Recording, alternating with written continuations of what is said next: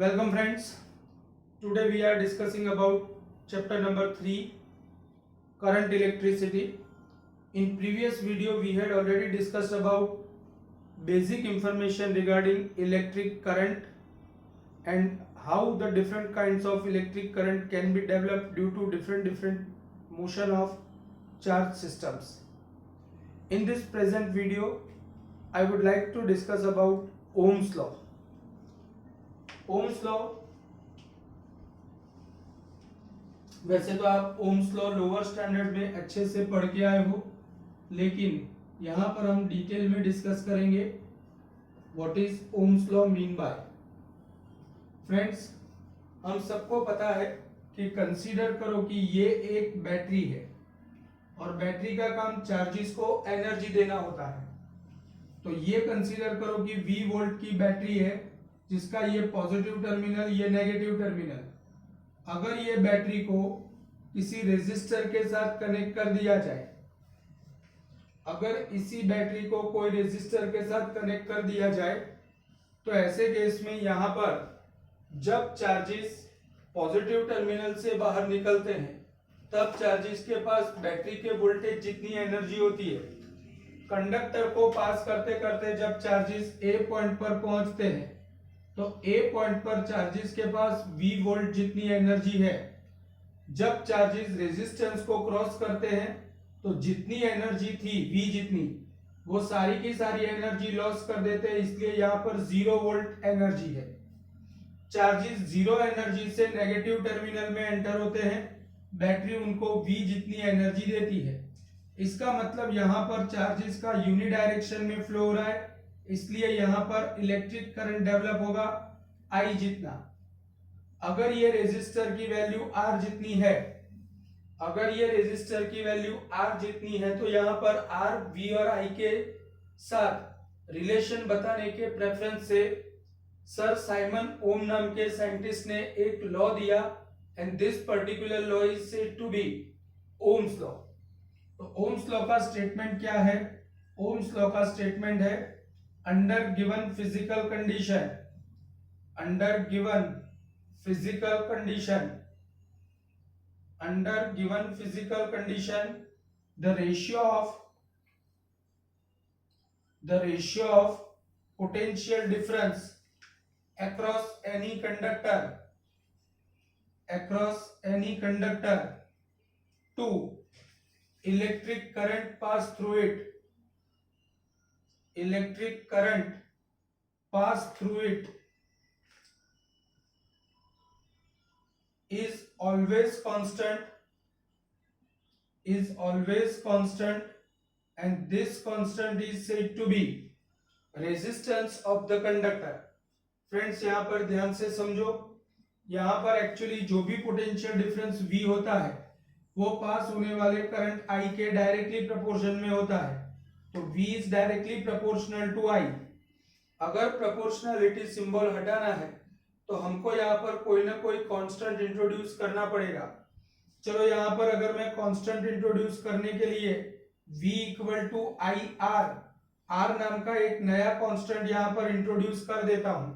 Mind well, here capital R is said to be, here capital R is actually proportionality constant. R is proportionality constant, R is proportionality constant and it is known as resistance of conductor. It is known as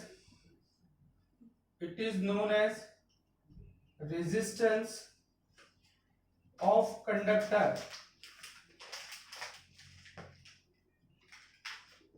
It is known as resistance of conductor.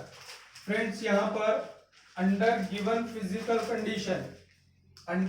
Physical condition ऐसा word use किया गया है। Under given physical condition का मतलब ये करना है कि यहाँ पर टेम्परेचर, प्रेशर जैसे फैक्टर्स अगर कांस्टेंट है तब जाकर के रेजिस्टेंस कांस्टेंट रह सकता है। अगर आप टेम्परेचर वगैरह temperature, pressure like external factors को चेंज करोगे तो यहाँ पर रेजिस्टेंस भी चेंज होता है। Ultimately what I would like to explain over here, यहाँ पर V is directly proportional to I and so V equal to IR। यहाँ पर V R equal to V upon I, अगर R equal to V upon I होता है तो यहाँ पर वी क्या है, तो you can say that V potential difference, तो उसका यूनिट होगा वोल्ट या joule per coulomb. I electric current है, इलेक्ट्रिक करंट का यूनिट होगा एन एम्पियर और उसका सिंबल है कैपिटल ए।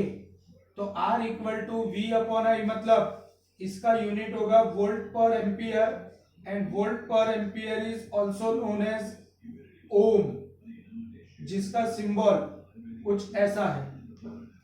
इसके ऊपर से आप 1 ओम की डेफिनेशन भी दे सकते हो।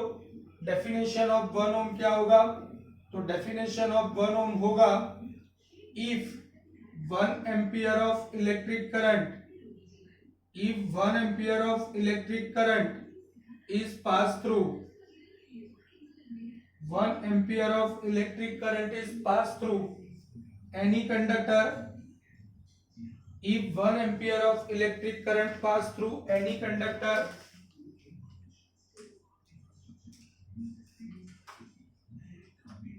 due to which potential difference developed between two ends of conductor,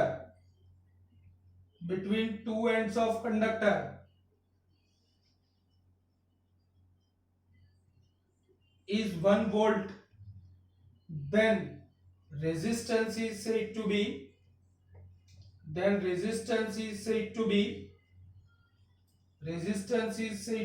1 ohm। Friends, यहाँ पर रेजिस्टेंस का डायमेंशनल फॉर्मूला क्या होगा, तो रेजिस्टेंस का डायमेंशनल फॉर्मूला निकालने के लिए V का डायमेंशनल फॉर्मूला होगा M1 L2 T-2 Q-1, क्योंकि अल्टीमेटली वो जूल पर कूलम है। अगर मैं उसको A के टर्म में कन्वर्ट करके लिखता हूं तो dimensional formula of V is M1 L2 T-3 A-1, और इलेक्ट्रिक करंट का dimensional formula is M0 sorry, dimensional formula of electric current is M0 L0 T0 A1। तो रेजिस्टेंस का डायमेंशनल फॉर्मूला होगा M1 L2 T-3 A-2। ये खास याद रखना, resistance का dimensional formula M1 L2 T-3 A-2 होता है। बेटा यहाँ पर हमको ओम्स लॉ का एक्सपेरिमेंट भी परफॉर्म करना है। ओम्स लॉ का एक्सपेरिमेंट परफॉर्म करने के लिए हमको यहाँ पर एक सर्किट कनेक्ट करना पड़ेगा। कंसीडर करो कि ये बैटरी है, ये बैटरी 20 वोल्ट की है। ये बैटरी को ऑन ऑफ करने के लिए एक सिंपल की यहाँ पर लगाई गई है। इसके साथ एक रियोस्टेट अटैच्ड है। रियोस्टेट का काम यहाँ पर वोल्टेज की वैल्यू को चेंज करना है। रियोस्टेट यहाँ पर वोल्टेज की वैल्यू को चेंज करेगा। यहाँ पर कंसीडर करो कि मेरे पास एक रेजिस्टर है, ये रेजिस्टर की रेजिस्टिव वैल्यू R है और ये रियोस्टेट का वेरिएबल एंड है। जब भी हमको पोटेंशियल डिफरेंस मेजर करना हो तो रेजिस्टर के अक्रॉस मेजर किया जा सकता है और इसके दो एंड्स के बीच में पैरेलल में वोल्ट मीटर लगेगा। यहां पर एक ए मीटर या मिली एमीटर में लगा देता हूं। इस तरीके से सर्किट कनेक्शन करने के बाद यहां पर मैं V की अलग अलग वैल्यूज के लिए I की वैल्यूज को मेजर करता हूं। जैसे मैंने V की वैल्यू सिलेक्ट की है 0 volt, 1 volt, 2 volt, 3 volt, 4 volt. इसके अकॉर्डिंगली करंट की वैल्यू मैं मेजर करूंगा मिली एम्पियर में। करंट की वैल्यू अगर मैं मिली एम्पियर में मेजर कर रहा हूं तो दैट इज 0 पर 0 मिली एम्पियर, 1 वोल्ट पर 100 milliampere, 200 milliampere, 300 milliampere, 400 milliampere. अगर मिली एम्पियर को एम्पियर में कन्वर्ट करता हूं तो 10⁻³ से मल्टीप्लाई करना पड़ेगा, तो इट विल बिकम 0 एम्पियर, 0.1, 0.2, 0.3, 0.4। अगर मैं V की वैल्यू को I की वैल्यू से डिवाइड कर देता हूं तो R is equal to V upon I। R is equal to V upon I का मतलब पहले केस में तो डिवीजन नहीं होगा, but 1 upon 0.1 is equal to 10 ohm 10 ohm 10 ohm 10 ohm. तो ultimately I can say that यहाँ पर आप देख सकते हो कि V के चेंज होने पर I भी चेंज होता है, बट R की वैल्यू हमेशा कांस्टेंट रहती है। V के चेंज होने पर I चेंज होता है, लेकिन R की वैल्यू कांस्टेंट ही रहती है। इसका मतलब R की वैल्यू V और I की वैल्यू के ऊपर डिपेंडेंट नहीं होती है। अगर R की वैल्यू V और I की वैल्यू के ऊपर डिपेंडेंट नहीं है तो that kind of resistance is said to be ohmic resistance. And mind well, ohmic resistance की वैल्यू V और I की वैल्यू के ऊपर डिपेंडेंट नहीं है। यहाँ पर ये जो मैंने डिस्कशन किया इसको आप ग्राफिकल एनालिसिस से भी रिप्रेजेंट कर सकते हो। ग्राफिकल एनालिसिस से रिप्रेजेंट करने के लिए मैं यहाँ पर V वर्सेस I का ग्राफ प्लॉट करता हूँ। V वर्सेस I के ग्राफ में ये 0.1 है, ये 0.2 है, ये 0.3 है और ये 0.4 है। कंपैरिजन में यहाँ पर 1 वोल्ट, 2 वोल्ट, 3 वोल्ट, 4 वोल्ट, इस तरीके से वैल्यूज अरेंज करने के बाद अगर मैं यहाँ पर पॉइंट्स रखता हूँ तो 0.1 पर 1, 0.2 पर 2, 0.3 पर 3, 0.3 पर 3, 2 पर 0.2 और 0.4 पर 4। तो अल्टीमेटली यहाँ पर आप देख सकते हो कि ग्राफ के तौर पर एक स्ट्रेट लाइन बन रही है। अगर ये स्ट्रेट लाइन का मैं स्लोप फाइंड करता हूं तो यहाँ पर स्लोप फाइंड करेंगे तो स्लोप कैसे मिलता है? स्लोप के लिए मुझे ग्राफ के ऊपर कोई भी 2 पॉइंट सिलेक्ट करना है। ये 2 पॉइंट को A और C नाम देना है। फिर यहाँ पर एक राइट एंगल ट्रायंगल बनाना है जिसको नाम देना है B पॉइंट। तो स्लोप का फॉर्मूला होता है slope is equal to AB upon BC। Slope is equal to AB upon BC। Friends, यहाँ पर AB आपको डेल्टा V देगा, AB आपको डेल्टा V देगा और BC आपको डेल्टा I देगा। तो यहाँ पर AB अगर डेल्टा V और BC अगर डेल्टा I हमको दे रहा है तो इसका मतलब तो ये हुआ कि डेल्टा V की वैल्यू है 4 माइनस 2 मतलब 2 और डेल्टा I की वैल्यू मतलब BC मतलब 0.4 minus 0.2, so it is 0.2, so ultimately it will become 10 ohm। कहने का मतलब अगर यहाँ पर ये एंगल मुझे थीटा दिया है तो ये भी थीटा बनेगा, तो slope is also equal to 10 theta. Slope is also equal to 10 theta equal to AB upon BC। कहने का मतलब मेरा इतना ही है कि इस तरीके से आप experimentally ohmic resistance Ohm's law की हेल्प लेकर डिसाइड कर सकते हो। So this is the fundamental of Ohm's law. Mind well, resistance of conductor is dependent on 3 factors. Resistance of conductor is dependent on 3 factors. First is said to be temperature and pressure like external factors. Temperature and pressure like external factors. Second is said to be nature of material. Second is nature of material means wire कौन से material से बना है। Wire अगर gold से बना है, silver से बना है तो अलग अलग उसका रेजिस्टेंस होगा। कहने का मतलब वायर जो मटेरियल से बना है, एल्यूमिनियम जैसे मटेरियल के केस में वायर का रेजिस्टेंस बहुत ही कम होता है, बट फेरस मतलब आयरन, जिंक ऐसे मेटल्स के केस में वहां पर उसका रेजिस्टेंस बहुत ज्यादा होता है। Third factor is also there which is said to be dimension. Dimension का मतलब ये हुआ कि वायर मोटा है कि पतला है, वायर लंबा है कि छोटा है, उसके ऊपर डिपेंडेंट होता है resistance of conductor.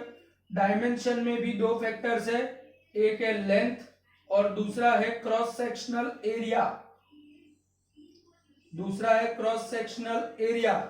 Friends, length और क्रॉस सेक्शनल एरिया के रेफरेंस में अगर यहाँ पर डिस्कस किया जाए तो we can say that resistance of conductor is we can obtain from experiments. So from experimental observations it had been found that it had been found that resistance of conductor is directly proportional to length. Resistance of conductor is directly proportional to length. Resistance of conductor is inversely proportional to its cross sectional area. अगर इन दोनों को combine करके लिखा जाए तो R is proportional to L by A. अगर यहाँ पर प्रोपोर्शनलिटी सिंबल हटाना है, अगर यहाँ पर प्रोपोर्शनलिटी सिंबल हटाना है तो हमको कोई ना कोई नया कांस्टेंट इंट्रोड्यूस करना पड़ेगा। तो यहाँ पर मैं प्रोपोर्शनलिटी सिंबल हटा के नया कांस्टेंट इंट्रोड्यूस करता हूँ रो L upon A, where rho is actually proportionality constant. Here rho is proportionality constant. Rho is proportionality constant, which is known as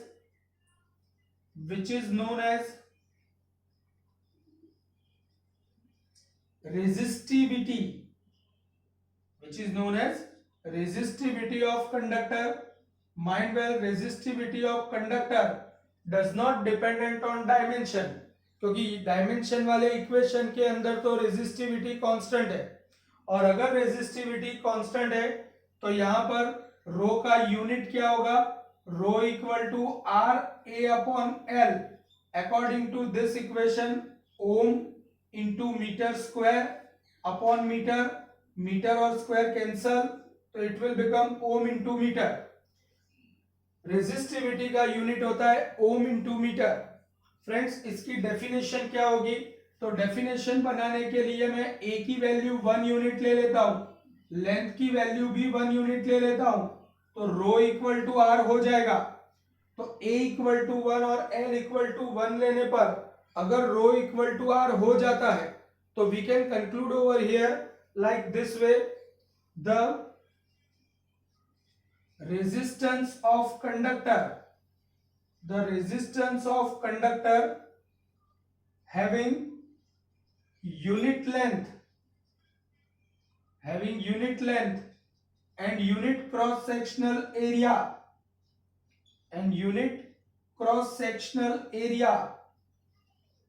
is called as resistivity of material of conductor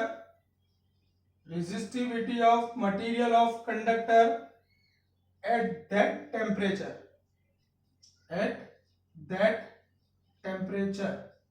and this is the fundamental definition of resistivity.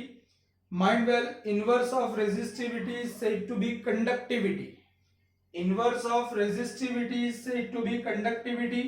Conductivity sigma equal to 1 upon rho.